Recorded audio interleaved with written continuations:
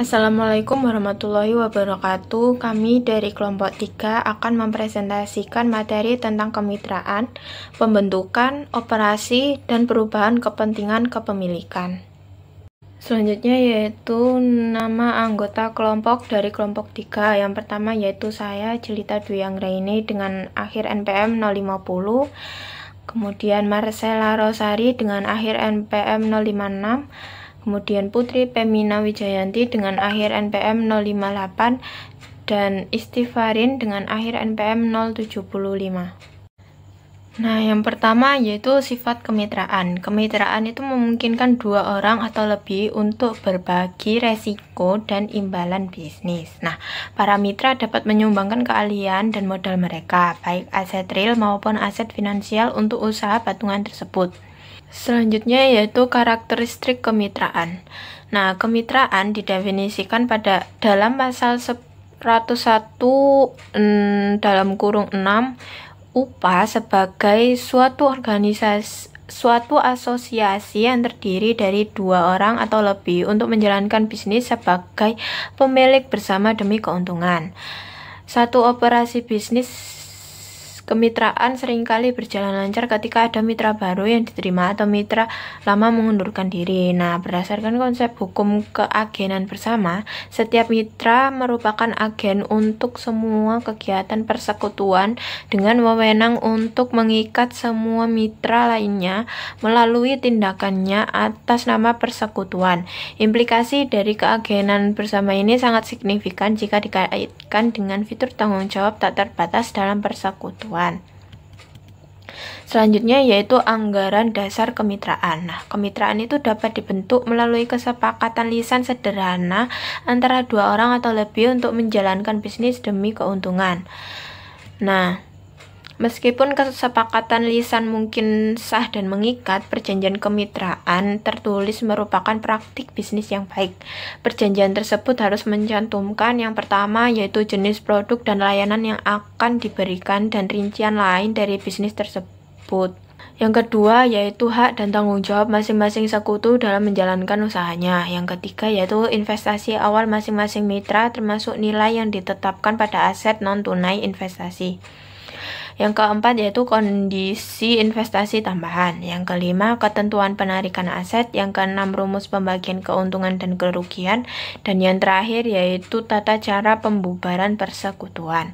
Selanjutnya yaitu pelaporan keuangan kemitraan. Nah, laporan akuntansi kemitraan dirancang untuk memenuhi kebutuhan 3 kelompok pengguna, yaitu para mitra, kreditor, dan kreditor kemitraan, dan Dinas Pendapatan Internal atau IRS. Nah, para mitra itu membutuhkan informasi akuntansi untuk merencanakan dan mengendalikan aset dan aktivitas kemitraan, serta untuk membuat keputusan investasi pribadi terkait investasi kemitraan mereka.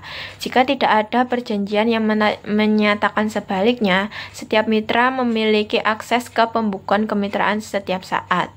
Nah, selanjutnya yaitu investasi awal dalam kemitraan. Nah, investasi awal dalam kemitraan itu ada dua, yaitu investasi non-tunai dan bonus atau goodwill atas investasi awal. Nah, yang pertama yaitu investasi non-tunai. Ketika properti selain kas diinvestasikan dalam suatu persekutuan, properti non-kas dicatat sebesar nilai wajar properti tersebut pada saat investasi. Nah, secara konseptual, nilai wajar seharusnya ditentukan oleh penilaian independen. Tetapi dalam praktiknya, nilai wajar seperti non-kas ditentukan berdasarkan kesepakatan semua mitra. Jumlah yang terlibat harus ditentukan dalam perjanjian persekutuan tertulis. Yang kedua yaitu bonus atau goodwill atas investasi awal. Nah, masalah penilaian muncul ketika mitra itu menyepakati kepentingan modal relatif yang tidak selaras dengan investasi mereka atas aset yang dapat diidentifikasi. Salah satu dari dua pendekatan dapat digunakan untuk menyesuaikan akun modal, yaitu pendekatan bonus atau pendekatan niat baik. Dengan pendekatan bonus, aset yang tidak teridentifikasi tidak dicatat dalam pembukuan kemitraan.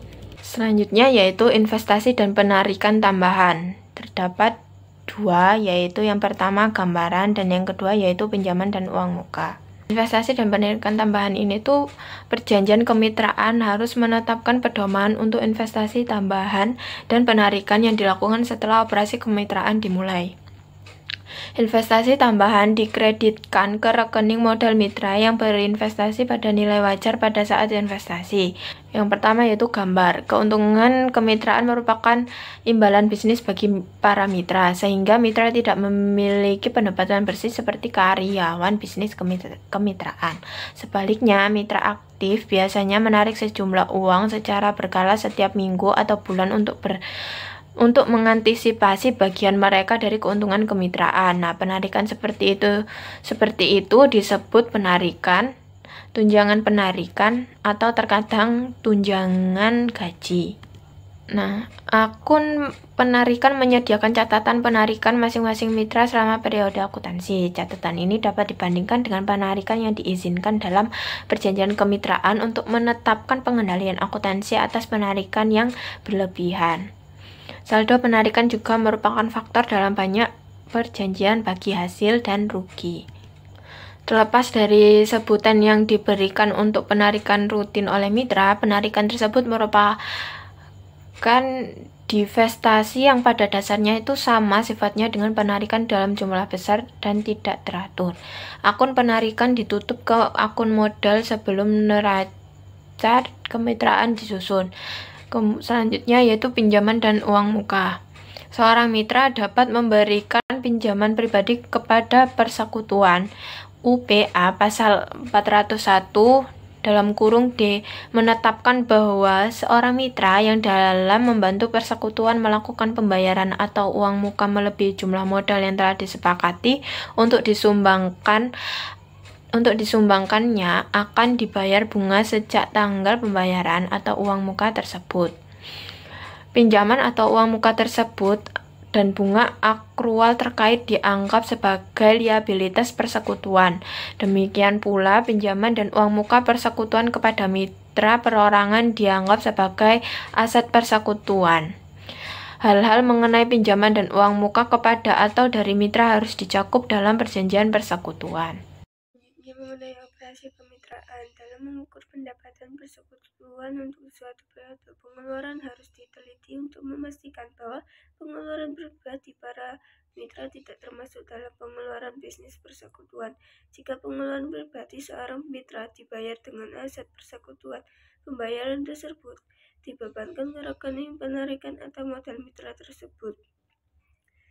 Nah, untuk laporan keuangan umum persekutuan ini meliputi laporan laba rugi, neraca, laporan modal persekutuan, dan laporan arus kas.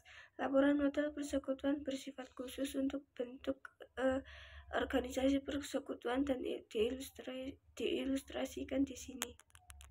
Selanjutnya, perjanjian pembagian hasil dan rugi.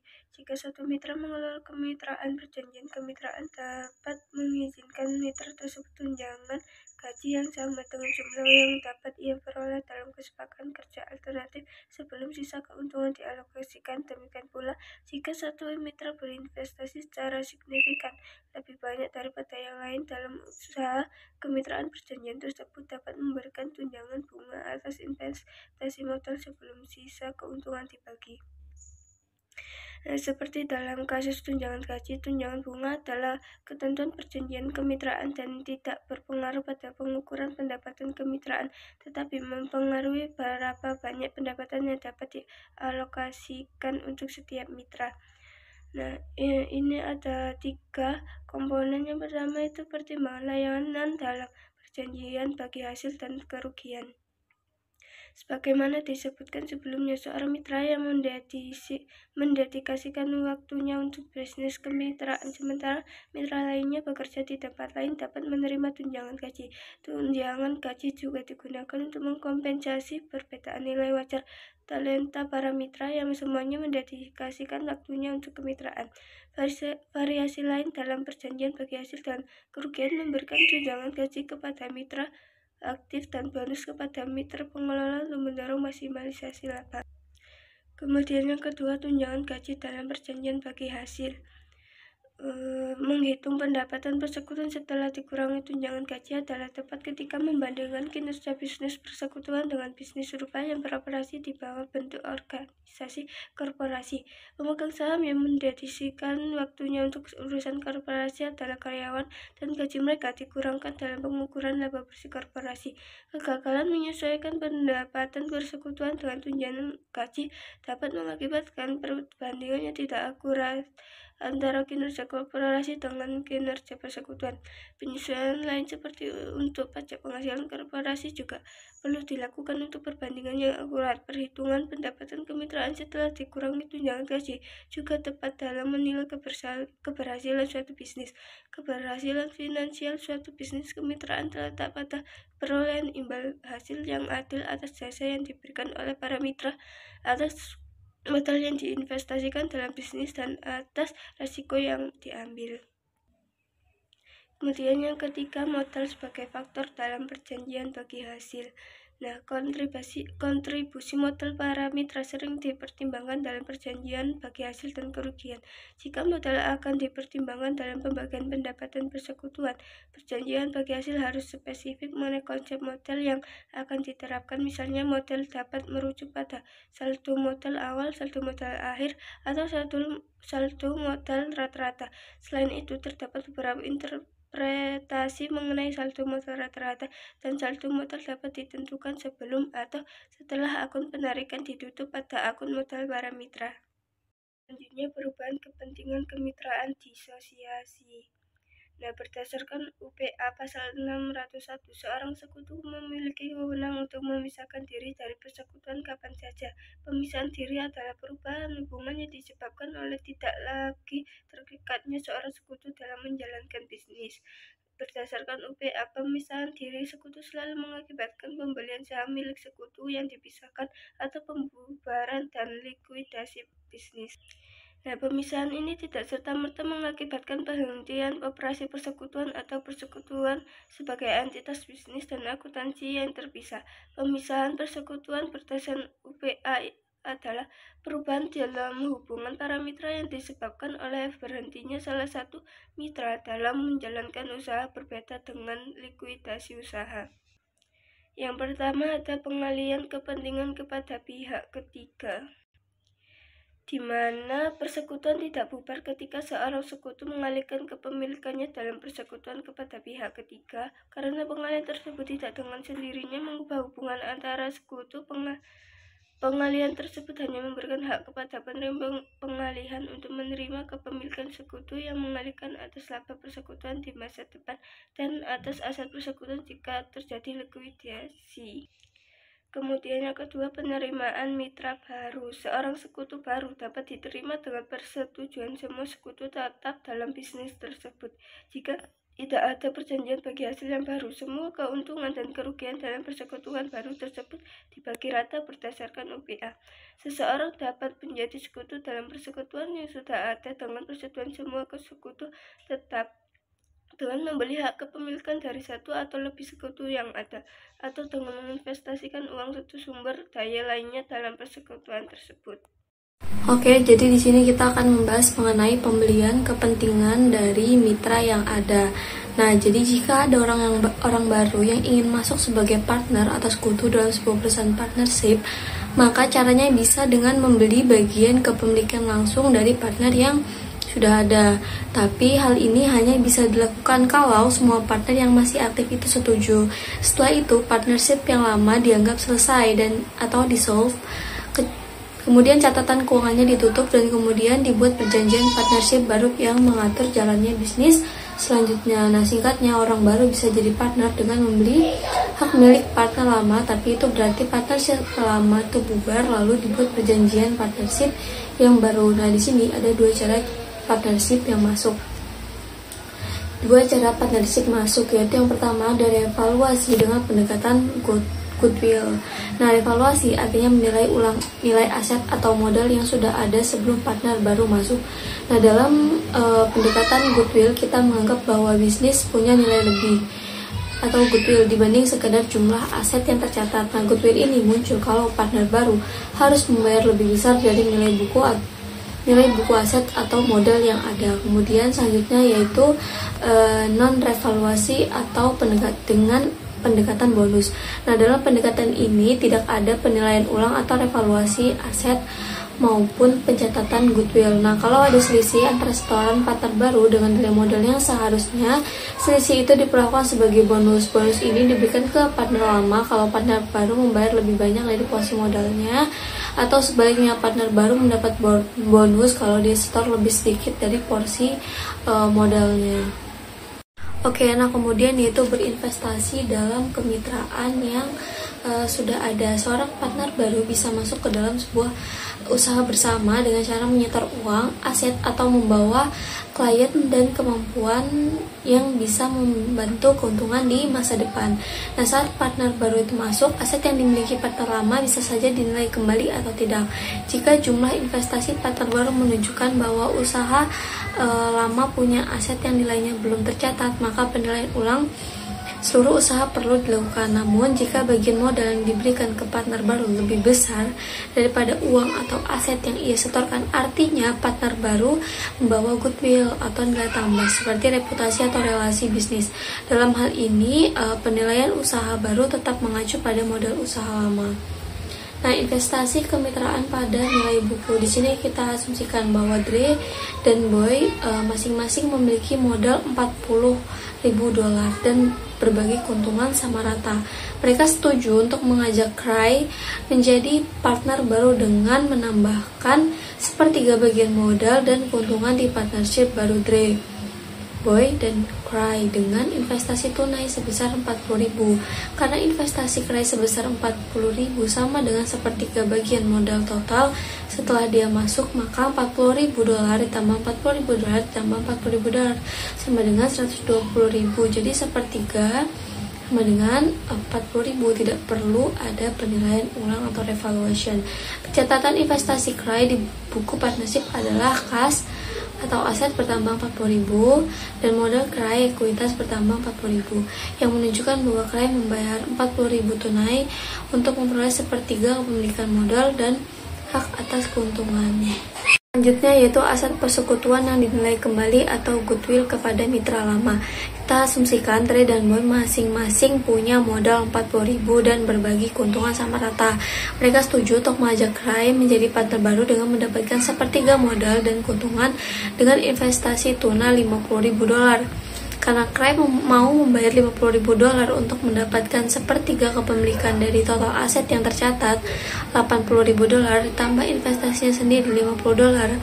Artinya partnership lama punya aset yang nilainya belum tercatat. Nilai wajar dari aset yang belum tercatat ini dihitung dari investasi Cray. Hasil nilai wajar total aset baru partnership adalah $150.000 karena sepertiga dari $150.000 sama dengan $50.000. Jadi nilai aset yang belum dicatat adalah $20.000.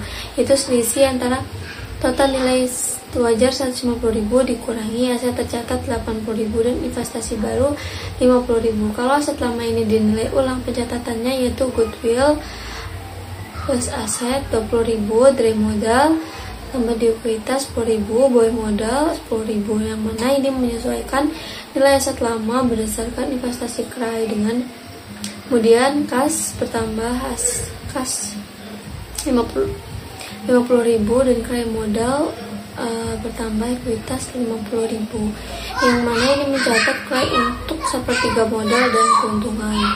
Selanjutnya yaitu aset kemitraan yang tidak dinilai kembali atau bonus untuk mitra lama. Dan jika partner memutuskan tidak menilai ulang aset lama atau tidak revaluasi, maka pencatatan saat Cray masuk ke partnership sebagai berikut, yaitu kas $50.000 dengan Dre modal $3.333, Boy modal $3.333, Cray modal $43.334, yang mana ini mencatat investasi Cray dan memberikan bonus kepada Dre dan Boy karena ada nilai aset lama yang belum tercatat. Nah, dalam pendekatan ini total aset partnership hanya bertambah sebagai investasi baru $50.000 dari Cray. Modal Cray dicatat sebagai sepertiga dari total modal baru $130.000, yaitu $80.000 modal lama plus $50.000 investasi Cray, yaitu $43.334 $50. Selisih antara investasi Cry yaitu 50.000 dan modal yang dicatat untuknya 43.334 yaitu 6.666 dibagikan ke Dre dan Boy sesuai perjanjian bagi hasil lama mereka sebagai bonus. Selanjutnya yaitu aset kemitraan dinilai kembali atau goodwill kepada mitra baru. Jadi asumsikan misalnya Dre dan Boy setuju untuk mengajak Cry menjadi partner baru dengan mendapatkan 40% modal dan keuntungan dengan investasi tunai 50.000. Dalam kasus ini artinya Cry membawa goodwill ke partnership. Maksudnya Dre dan Boy setuju memberi Cry 40% dari total modal 80.000 modal lama ditambah investasinya 50.000 yaitu 40% dikali 130.000 sama dengan 52.000 karena kontribusi Cry dianggap lebih berharga daripada hanya uang tunainya. Dengan demikian, total nilai partnership dihitung berdasarkan 60% kepemilikan yang tetap dipegang Dre dan Boy. Total modal partnership yang baru menjadi 133.333 yang didapat dari modal lama 80.000 dianggap bernilai wajar mewakili 60%. Pencatatan masuknya Cry di buku partnership adalah kas 50.000, kemudian goodwill 3.333, modal Cry 53.333 yang mana ini mencatat bahwa Cry masuk sebagai partner dengan 40% kepemilikan modal dan keuntungan termasuk nilai goodwill yang dibawanya. Kemudian aset kemitraan yang tidak dinilai kembali atau bonus untuk mitra baru. Jika aset partnership tidak dinilai ulang atau tidak direvaluasi, maka bisa digunakan sebagai pendekatan bonus untuk memastikan modal awal mencerminkan presentasi bagi hasil. Nah, dalam contoh ini, total aset partnership baru adalah 130.000 didapat dari 80.000 dari Dre dan Boy, tambah 50.000 dari Cry. Karena Cry mendapatkan 40% kepemilikan, seharusnya modalnya 52.000 dapat dari 130.000 dikali 40%, tapi dia hanya menyetor 50.000. Selisih 2.000 ini dianggap sebagai bonus untuk Cry karena aset lama tidak dinilai ulang. Selisih 2.000 ini dibebankan kepada modal Dre dan Boy sesuai persentase bagi hasil lama mereka. Pencatatannya di buku partnership adalah kas 50.000, kemudian Dre modal di kredit 1.000, Boy modal juga kredit 1.000, kemudian modal Cry bertambah 52.000. Ini mencatat bahwa Cry masuk sebagai partner dengan 40% kepemilikan dan mendapat bonus 2.000 dari Dre dan Boy tanpa menilai ulang aset lama. Baik, di sini saya akan jelaskan tentang pemutusan kemitraan yang berkelanjutan karena kematian atau masa pensiun. Nah, pensiun atau meninggalnya mitra dalam bisnis kemitraan itu mengakibatkan disosiasi yang harus diselesaikan sesuai upah pasal 701 jika tidak ada perjanjian lain. Nah, pasal tersebut itu mengatur harga pembelian kembali kepentingan mitra yang dipisahkan berdasarkan nilai likuidasi atau nilai usaha berjalan dengan bunga sejak tanggal pemisahan hingga pembayaran. Penilaian dilakukan pada tanggal pembubaran. Dan jika ada jeda waktu, saldo mitra yang pensiun atau meninggal diklasifikasikan sebagai liabilitas dengan bunga sebagai beban persekutuan. Nah, pembayaran kepada mitra atau ahli waris sesuai saldo modal yang memerlukan entry debit modal dan kredit kas. Nah, jika pembayaran berbeda dari saldo modal, digunakan metode akuntansi revaluasi atau goodwill atau non-revaluasi atau bonus sebagai alternatif penyelesaiannya. Untuk studi kasusnya, diasumsikan N, Mick, dan Jus itu adalah mitra dengan persentase bagi hasil masing-masing 40%, 20%, dan 40%. Dan Jus itu memutuskan untuk pensiun. Nah, modal dan pendapatan ketiga mitra tersebut pada tanggal pensiun Jus adalah dengan N memiliki capital balance sebesar $70. Lalu untuk capital persennya adalah 35%. Untuk profit and loss-nya ada di 40%. Nah, untuk mix capital balance-nya adalah $50.000. untuk kapitalnya 25%, untuk profit and loss-nya adalah 20%. Sedangkan untuk JUS itu ada $80.000, kapital persennya adalah 40%, profit and loss-nya adalah 40%. Jadi di total capital balance-nya ada $200.000 dan capital persennya 100%, profit and loss-nya adalah 100%. Baik, selanjutnya ada pembayaran berlebih kepada mitra yang pensiun. Nah, para mitra itu sepakat bahwa bisnis tersebut dinilai terlalu rendah dalam pembukuan persekutuan dan bahwa JUS akan dibayar sebesar $92.000 sebagai pelunasan akhir atas hak persekutuannya. Kelebihan pembayaran kepada JUS itu dapat dicatat dengan 3 metode. Yang pertama, JUS akan mendapatkan bonus, dan yang kedua, model persekutuan itu dapat dinilai kembali sebesar kelebihan pembayaran kepada JUS. Atau yang ketiga itu adalah model persekutuan itu dapat dinilai kembali berdasarkan jumlah yang tersirat dalam kelebihan pembayaran tersebut. Selanjutnya ada bonus untuk mitra yang pensiun. Nah, kemitraan itu akan mencatat penarikan JUS sebagai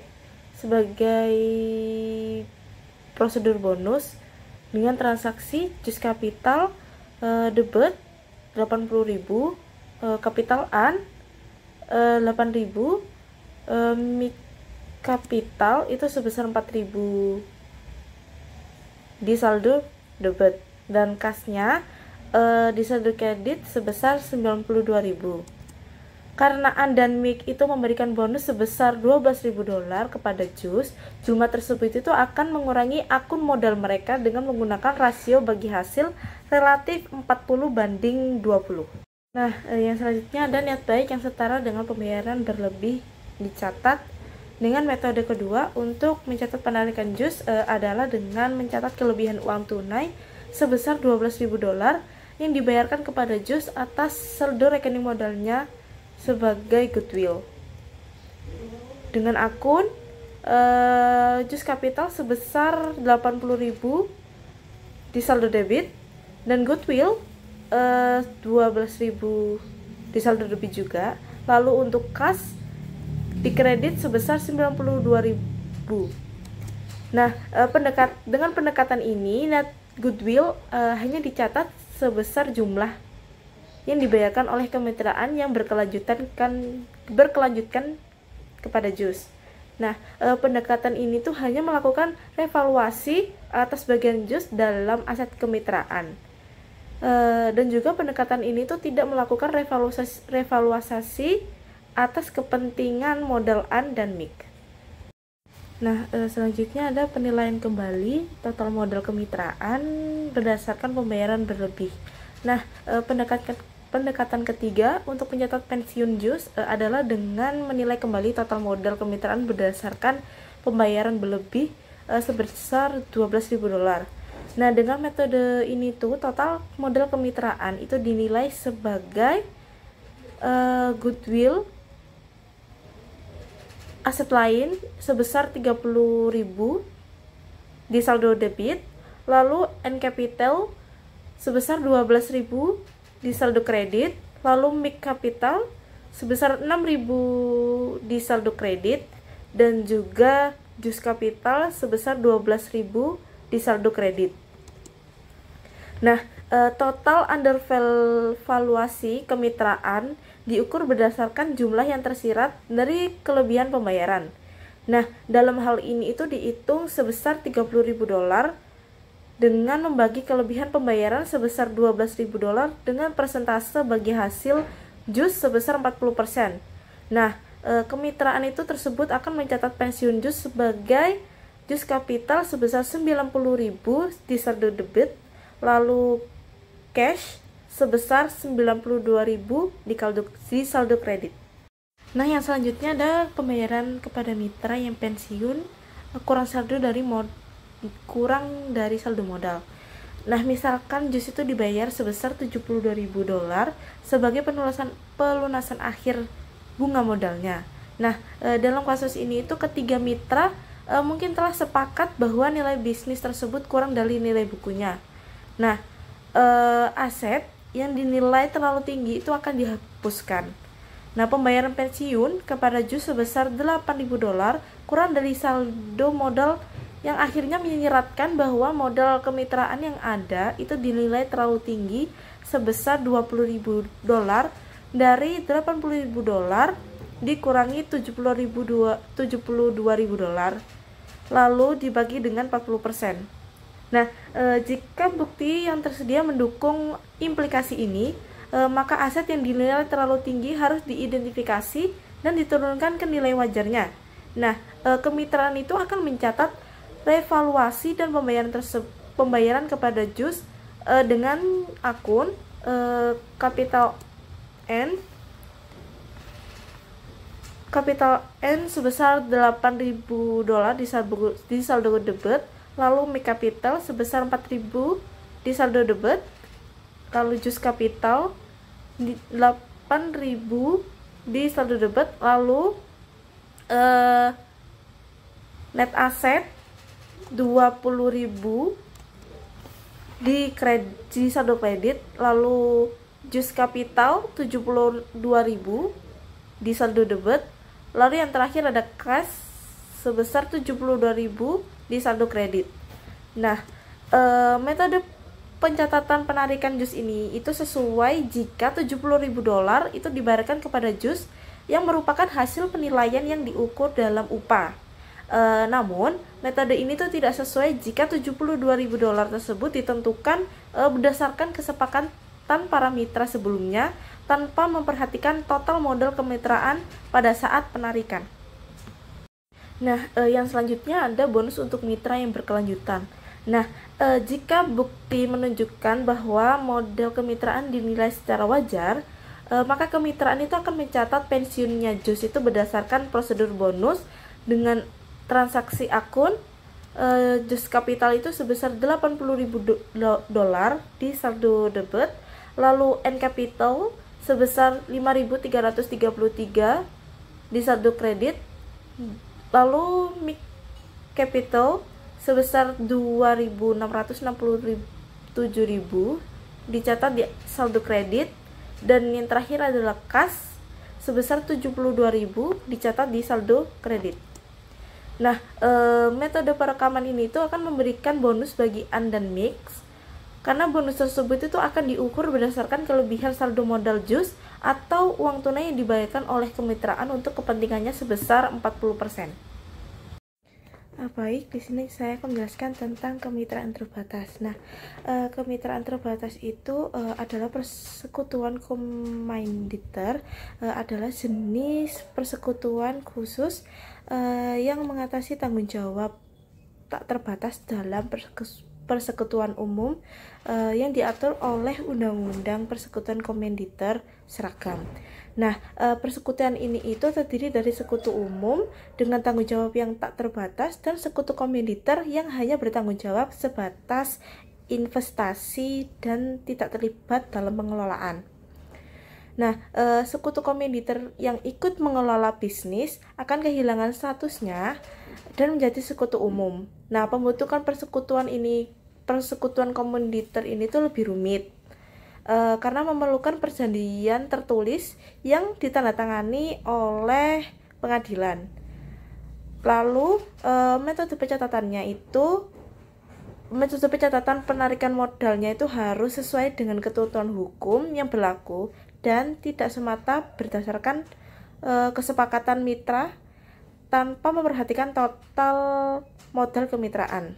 Nah, usaha patungan usaha patungan itu memiliki karakteristik kemitraan, kecuali bahwa usaha patungan itu sendiri biasanya didirikan untuk tujuan terbatas tertentu. Nah, setelah kegiatan selesai, usaha patungan tersebut akan dihentikan. Nah, oleh karena itu, wewenang usaha patungan itu terbatas. Dari kelompok kami, wassalamualaikum warahmatullahi wabarakatuh.